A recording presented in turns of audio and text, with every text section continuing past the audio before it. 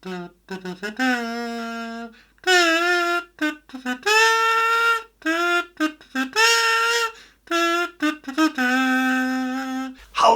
and welcome to Just One More Watch. The kazoo in the intro can only mean one thing. Welcome to another installment of LUME Wars Episode 5, The Tritium Strikes Back.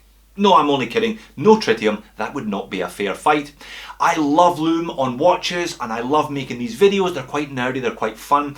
And if I've got the right selection of 8 watches, or I can borrow the right selection of 8 watches at the same time, then it's time for a LUME Wars. It also gives me a chance to preview some stuff that I've got in the queue for review, if you see what I mean. Now, as this is episode 5, I thought it would be worthwhile just to recap the 4 previous winners of the 4 previous episodes. Episode 1 was won by a Rolex Deep Sea Sea Dweller, the most expensive watch to win an episode of LUME Wars. Episode 2 was won by another Swiss watch. It was the Oris Aquis GMT.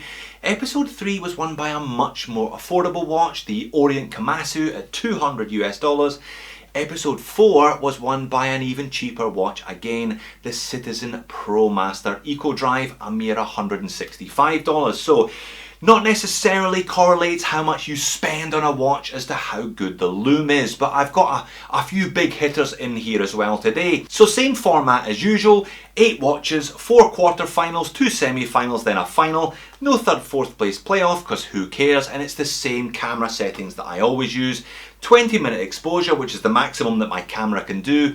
I reckon that's equivalent of about 5 hours of human eye after dark exposure, if you see what I mean. If I can't make a call after 20 minutes, I'll run them for another 20 minutes. There's only 2 things left to do. The first is to put some fresh batteries in my UV torch. The second is to flip the camera and introduce today's contenders.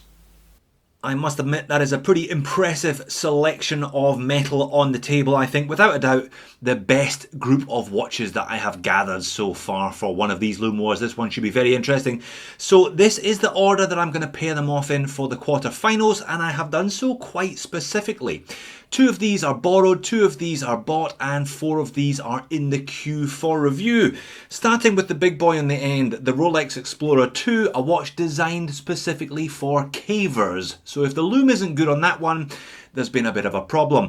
That, of course, belongs to none other than Mr. X. I've got high hopes for the Rolex Explorer. I always include a Rolex in one of these videos, but it's only won once out of 4 times. Could the Explorer make it 2 out of 5? Next up, no messing about, I'm going to put it head to head with my Zelos Mako 2. This is a rebuy for me. I had a Mako 1, loved it, but for some reason foolishly sold it, so I rebought a Mako 2.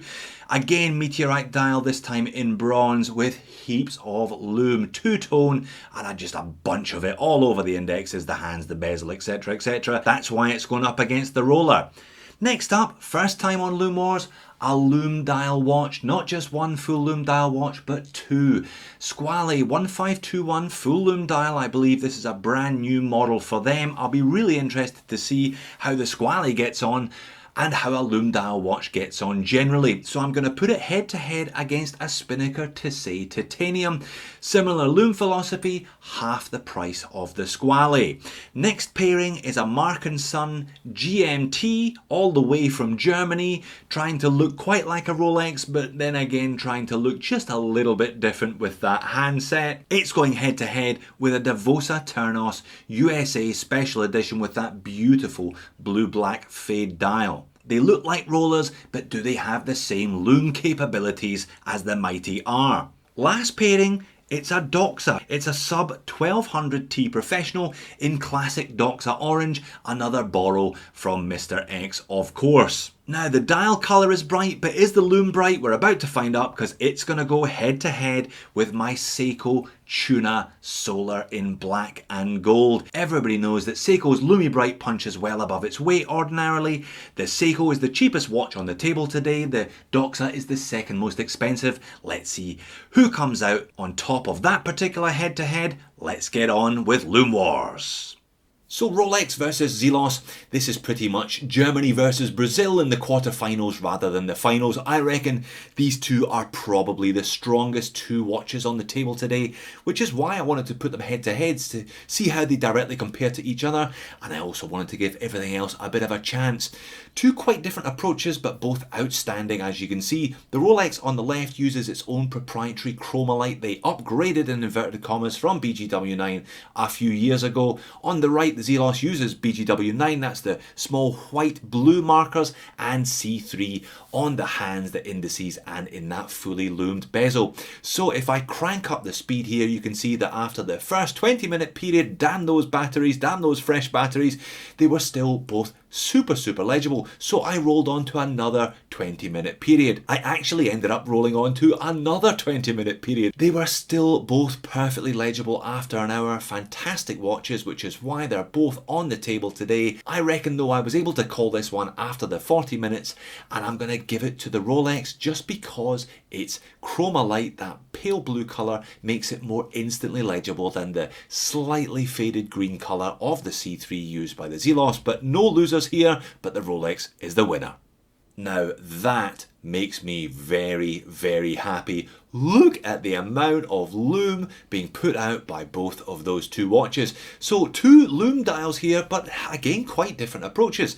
As you can see, the Squale on the left, the hands and the indexes are kind of inverted. It's using a negative approach, so it's relying on the strength of that lume dial to push on through, whereas the Spinnaker is kind of hedging their bets here. They've slapped lume on the hands and the indexes and the bezel and everything else as well.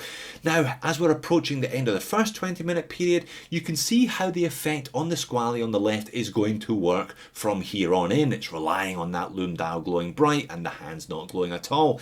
Lume dial on the Spinnaker is not glowing nearly as brightly anymore, but the hands and the indexes, you know, they've done the right thing by slapping lume all over them as well. Again, those fresh batteries meant that I had to run for a full 40 minutes here. I'll slow it down at the very end.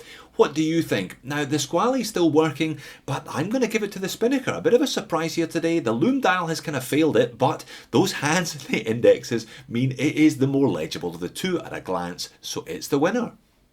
Moving on to the two Rolex wannabes, and I think it's pretty obvious from the very beginning which of these two is going to last the pace better. They've both gone for BGW9 Superluminova, that same ice blue glow as the Rolex had with the chromalite, but it's pretty obvious that the Mark & Son on the left has just got more of it all over the indices and that bezel insert and the hands as well. They're bigger in terms of real estate, but as you can see here when I crank up the speed, it's not just the real estate, it's the amount and the quality that they've managed to pump into those indexes as well. The Doxa has impressed me. That beautiful blue-black fade dial really is a sight to behold in the flesh, but it's not going to take this one out. Definitely the Mark & Son after 20 minutes is the clear winner here.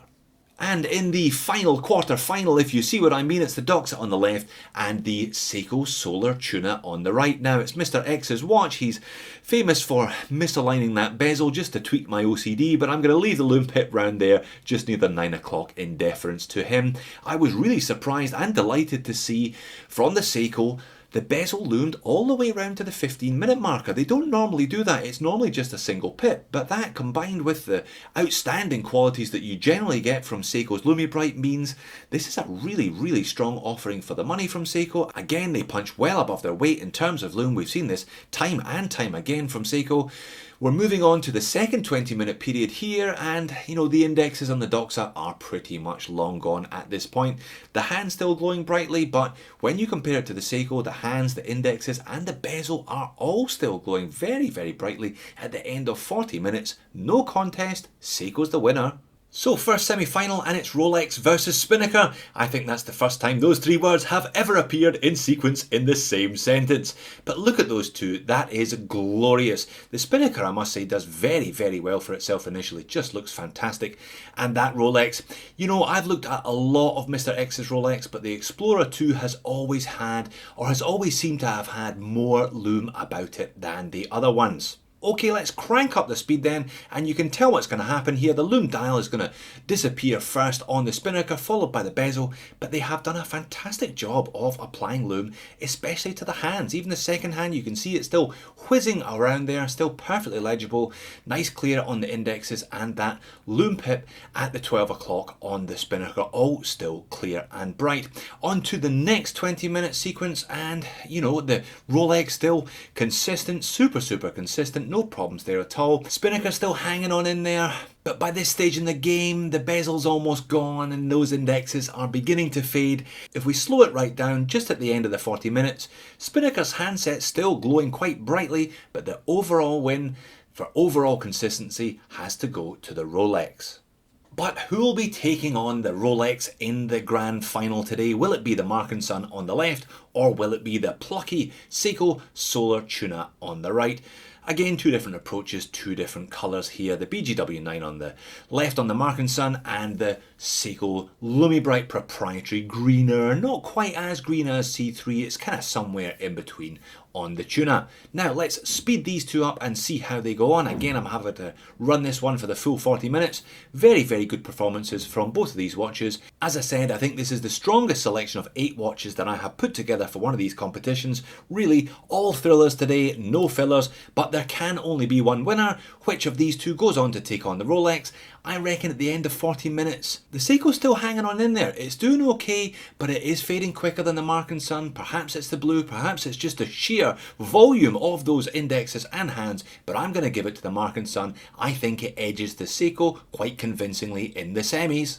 So the grand finale of LUME Wars episode 5 then is rather fittingly between a Rolex GMT and a Folex GMT. I'm quite pleased that these two made it this far, not just because of that, but because they've both got the basic same overall colour of LUME. So we do get to test that claim, at least to an extent, of Rolexes that their proprietary chroma light was worthwhile upgrading from Superluminova BGW9 as used by the Mark & Son. Now these two were both so good that I had to run them for a full hour. So here we go, let's crank up the speed and see how they get on. I must say, very consistent here. That Mark & Son has been a bit of a surprise. They've gone for those maxi dial, the big indexes, the big triangle batons and circles, just like Rolex have, but they've also used a big handset as well.